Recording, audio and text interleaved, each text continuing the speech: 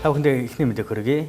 Даваа гараг бүрий болдог аймгийн засаг даргын шуурхай зөвлөгөөн боллоо. За шуурхай зөвлөгөөний эхэнд аймгийн тамгын газрын хэн шилдэг дотоод аваад хэлтсийн дарга Жамболоод өнгөрсөн 7 хоног засаг даргын өөр болгосон мэдээллийн үйл явцыг танилцуулсан бол тэг зөвхөн үйлчлэгээ хариуцсан мэрэгжилтийн инх тул 70 35 11-д утсан дэрэгдээс ирсэн гомдол саналыг танилцуулсан юм а.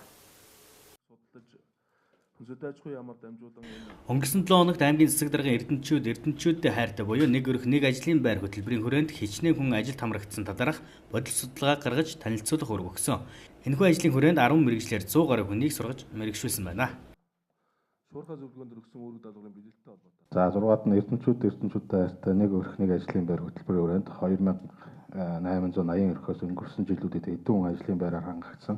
Одоо хичнээн хүн ажилгүй байгаа тоо судалгааг танилцуулж холбогдох арга хэмжээг авч ажиллах гэсэн үүрэг өгсөн. За энэ үүргийн хүрээнд бол 2017 оны эхний судалгаагаар бол 1147 өрхийн 2640 хүнээс 2017 онд бол 1328. За 2018 онд бол оны судалгаагаар 1746 өрхийн 2625 хүнээс 1177 хүн хөтөлбөр талбарт хамрагдаж за мэрэгжил эзэмшиж орлогоо нэмэгдүүлэн төр болон байнгын ажлын байр бол хангагдсан байна.